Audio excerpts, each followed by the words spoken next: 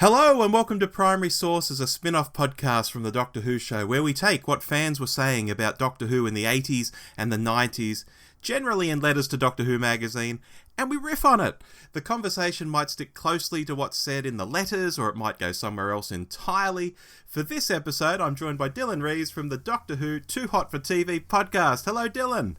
Hi, Rob. How you doing? I'm not too bad. This hookup between Australia and the UK seems to be working. So far, so good. No problems in transmission my end. Fabulous. Well, in front of me, I do have a copy of Doctor Who magazine. You're probably dying to know which issue it is. I am absolutely dying. I want to know what era and what the fans were ranting about way back when. Okay, this is Doctor Who magazine 272 from the 16th of December, 1998. A vintage year for Doctor Who. Very much so. Let's see what we can find. This first letter is called Digital Dished. Ooh, very exciting. The 9-hour extravaganza of Doctor Who on BBC Choice is all very good. But who on earth has got a digital decoder? I imagine there will be but a handful of you out there experiencing this amazingly generous dose of Doctor Who in November. Strange that the BBC should suddenly become so generous towards us now that they have a channel that very few people will be able to watch. Think about it. Why can't we have a Doctor Who night on BBC Two? Everything else seems to have been allowed this privilege. Blue Peter, Star Trek, Red Dwarf, Bridget Jones, Crystal Tips, and Alistair. Okay, maybe not the last one, but who knows?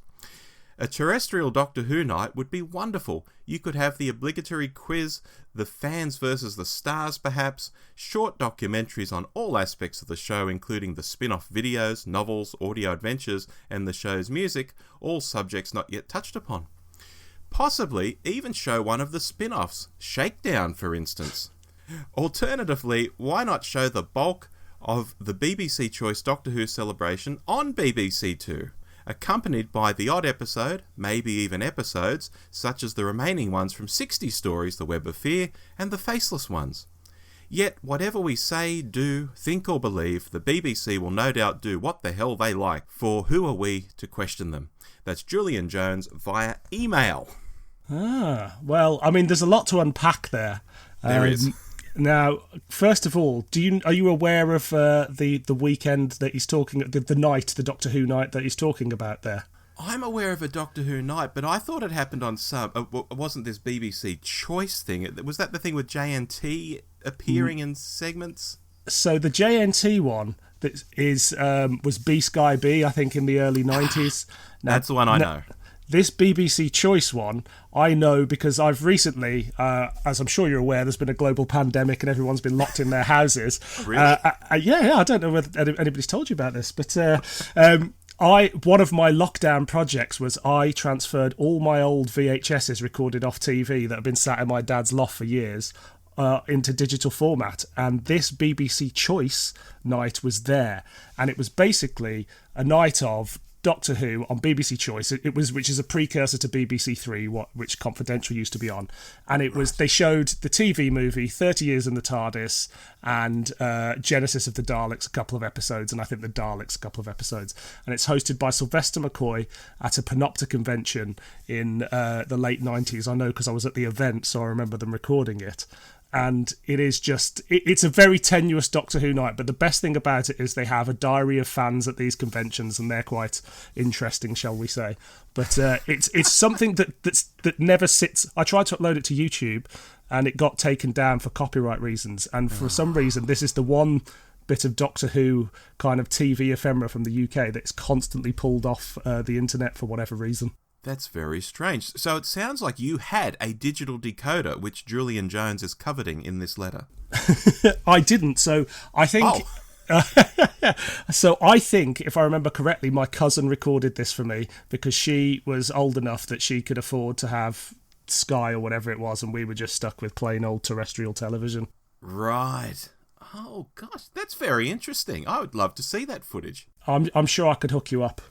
Okay. Yeah. We'll talk about that offline. interesting. And I liked in this letter, we might be able to see these remaining clips from Web of Fear and the Faceless Ones. Isn't that quaint? Yeah.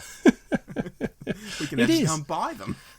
Yeah, it's true. Like, they're available everywhere now. I think this Julian, he obviously makes an interesting point of why isn't there a Doctor Who night on the BBC, on the terrestrial channels? And of course, a few years later, they do end up doing one or two of those anyway. I think BBC Choice was fairly new, so it was very much about launching the channel rather like what's a hook in to get people like Doctor Who. But obviously, the BBC did do a fair amount of themed Doctor Who stuff over the course of the 90s, and I think he's probably only a year off the BBC Two Doctor Who night, if I remember correctly. Oh, bless. Well, maybe they were reading Doctor Who magazine. Exactly. I do think his suggestion of this is a classic kind of 90s fan thing of assuming everybody is just really into Doctor Who as much as the average person. Of course, if you do a Doctor Who night on a terrestrial channel, then you want to make it as appealing as possible. And as much as I love Shakedown, Return of the Sontarans, I don't think it's exactly broadcast quality. And I don't know whether putting an episode of The Stranger or something on there is the best way to bring in new people or old fans alike. Because let's face it, if Doctor Who hasn't been on the screens for 10 years by the sort of TV movie, anybody that's watching is going to want to see some Tom Baker, some John Pertwee, maybe a bit of Peter Davison. They're not really going to want to see what the fans have been up to. Exactly. Now, look, speaking of Tom, I think it's time to segue into the next letter. Oh, fantastic. Which is titled, It's All Tom's Fault. Yeah. In Sex and the Single Gallifreyan, Doctor Who Magazine 268, you talk about revisionists who go out of their way to assume and then prove what we've been told earlier cannot be right, and how often they complicate things to get their twisted views across. I've always liked the idea that the Doctor really was Susan's grandfather. It opens the door to so many untold mysteries about him, doesn't it? Just because, in all the time since she was on the show, no one ever followed up on the premise does not invalidate it. In fact, script editor Andrew Cartmell's era was the one that went out of its way to bring itself in line with several original ideas not touched on since the earliest Hartnell stories, such as the Doctor was one of his people's greatest engineers. He stated it clearly, while Sylvester McCoy's Doctor hinted at the very same thing. It's only those who grew up watching Tom Baker who no doubt find this hard to reconcile. His Doctor painted a picture of a half-wit who barely made it through school, and who somehow, through a combination of dumb luck and general science stage 1, keeps saving the universe. Isn't it possible that Baker's Doctor really was unstable, as his mentor put it at the end of Planet of the Spiders, and at times either really put people on, we know Troughton's Doctor did that all the time too, or had lapses where he really didn't know what he was saying? It's possible that Baker, rather than revealing the truth, in opposition to what Hartnell's Doctor had told us, was instead trying to obscure it, so even those from his own planet would have no idea what he was really up to.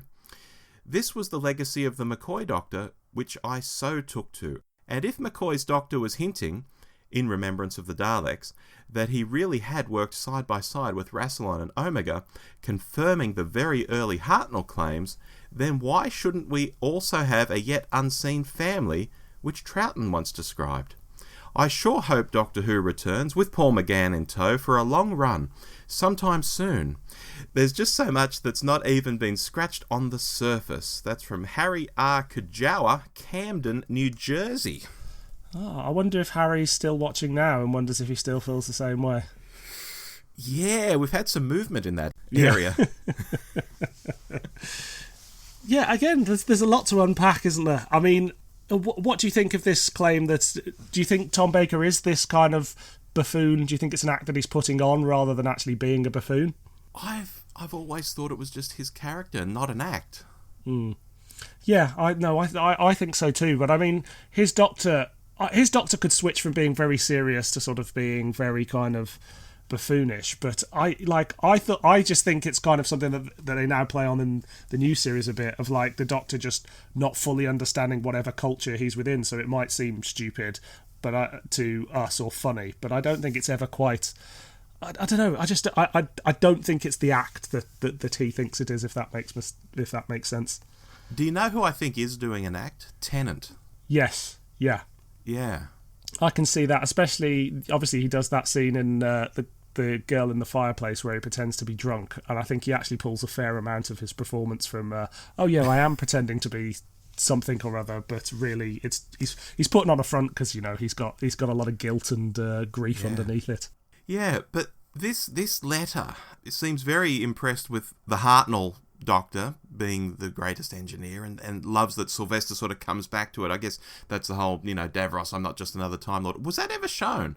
Or is that an outtake? I think that's a deleted scene, but also if you buy into the whole Cartmel master plan, which played out in the New Adventures, but not exactly as probably Cartmel would have done it. I mean, I don't think he'd heard that phrase until about the year 2000 or something. That's right. I don't think it's implied that William Hartnell did all this stuff with... it kind of plays more into the Timeless Children, but the idea of the whole thing of the Other is like an earlier version of the Doctor somewhere in the past, I think. That's my understanding. It's not that William Hartnell was around for like 10,000 years just doing loads of stuff in Time Lord history. That's right. I love the idea that mythos is there, but I was always glad it didn't play into the main show. And obviously we've had the Timeless Children recently, and I actually quite enjoyed that for what it was. But it's all got a bit New Adventures, if you know what I mean. And it just I prefer that stuff to kind of be on the peripherals of Doctor Who, but not necessarily play into the main show.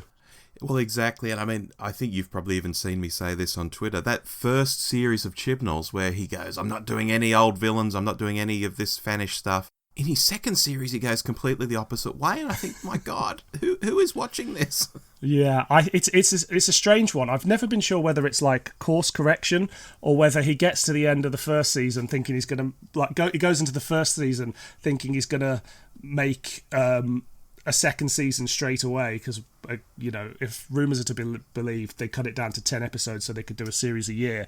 But it's such a car crash in terms of the production side of things, as new teams always seem to find it, that he gets to the end of season 1 with nothing else to do, with nothing ready for season 2, and just goes, I'm going to take my next 3 seasons and cram them into one. That's always the way I've looked at it. Because, you know, when you start with Spyfall, that feels like a finale to another series. And then The Fugitive Doctor, you feel like that's almost a finale to another series. And then the end of the stuff, it's like I'm going to put my whole era into this one season, and then I'm pretty much done. Well, maybe that rumour that he had a 5-year plan is true, except he has compacted it. Well, you know, I mean, I admire his way of thinking. You know, he's got his boxes he wants to tick, and he's gone and done it. And be damned if that annoys any fans. And he's ticking them. All right, this final letter plays to the strengths of your podcast, actually, because we're going to talk some audio. Oh, nice. And it says, well, the heading is Missing Stories, Cut the Chat. Okay. Wow. I am writing regarding the Missing Stories audios, which BBC Worldwide may be planning to continue, as mentioned in the recent Gallifrey Guardian. While I and many others would welcome the chance to hear more Missing Stories on audio, I am sure I am not alone in hoping that this time the stories are released intact, with their original opening and closing theme music, and without the pointless editing of dialogue. For example, try and find Lesterton's lines, "There are 4, they can't be reproducing," in the Power of the Daleks release, one of a number of lines missing from that story alone. Or Patrick Troughton's brief tootling on the recorder, which closed the final episode. Another problem I noticed with the releases was that in some dramatic action scenes, the narrator was having to talk over the characters speaking. I appreciate that we have to have narration, as these stories were originally intended for a visual medium. Perhaps a way around this would be to have the narration on the left-hand speaker, so we could listen to the action on the right-hand side if the narrator has to speak over the dialogue. That's from D. Tate, Glasgow. Oh, Doctor Who fans, they're always so concerned with the 2 seconds that are missing rather than the 28 minutes that are there, aren't they? And the theme music. Got to have the theme music for every episode. Yeah. So, I mean, it's interesting. I mean, obviously, I think this is... What year did you say this was? This is December of 98. December of 98. So, I guess when he was talking about Power of the Daleks, he was talking about that cassette release, because I don't know whether the CDs had started coming out again at that point. Yeah, I think cassette probably. Yeah, so that cassette release, I mean, this is before I think the restoration team were floating around at that point. They'd started doing stuff around 95, but those initial missing episode releases, they were very much like they were the recordings that fans made from their television screens, put onto a cassette kept for 30 years and then transferred at the highest quality they could to tape. And I'm sure they were missing bits, because I'm sure there was all sorts of kind of issues with the speed of the tapes and stuff like that. So, oh God, yes. I mean, certainly as a sort of 12-year-old hearing those recordings for the first time, I didn't know that Lesterson was missing a line or two. I was just excited that I could hear Power of the Daleks in one of its forms. Now, D-Tate knew. Yeah, D-Tate in Glasgow, he knew. Exactly. Classic D-Tate. But it is that I mean, obviously we've seen this with the Macroterror recently, when they cut that scene that was the rough and tumble machine or whatever it is. I mean, I hate to think what will happen when they get to the Daleks master plan on the animations, but I know fans will be up in arms, because I can just imagine that being cut down into like a 2-hour epic rather than animating 12 episodes or something like that. Well, when it comes to video, not just cut down, but they added things like that scene of the helicopter flying around, the tentacles coming out of the water. I mean, that was never a thing on television, and yet they add it in the video. Well, I think the creative licenses, I don't mind a creative license on the animations, but I understand the need I understand why fans would want a complete audio version of a missing story. But then, having said that, the BBC probably didn't know there was things missing. You know, I mean, there was that whole thing with the restoration team when they first started working on it, because it was somebody had said, fans had complained about the titles being cut out of the video releases when they were released as sort of omnibus editions, and so they said, "Oh, here's Death to the Daleks complete," and it wasn't complete because it was actually missing like 10 seconds somewhere. So the fan in me is like, oh, yeah, I do need to see that 10 seconds at some point, but I'm not me personally. Unlike D-Tate, I'm not particularly bothered about if I'm missing 10 seconds of Doctor Who. Sure. And what about this concept of the narration in one speaker and the rest in the other speaker? Yeah, that's an interesting concept. I don't quite know where I would stand on that myself. It's I mean, what would you do? Would you turn off? Would you unplug one of your speakers? Would you take one headphone off? Like, and the idea that you'll like, I want to listen to the narration this time, then I'm going to rewind and then listen to the action. Yeah, it seems very odd. Yeah, and in mono as well. Yes. I mean, those tape recordings of tape recordings were bad enough quality as it was without reducing it to one speaker in mono. It sounds like a disaster waiting to happen. I imagine you would hear nothing. You just get sort of a and there's the glorious 10 seconds of dialogue you were missing. You'd have to be like a DJ sort of mixing between the speakers. Yes, it's true. But I mean, I'm sure it could give people wonderful little DJ mixes they could put them over some like hard trance or something, whatever was big in the late 90s, and you could have Lesterson speaking all over it.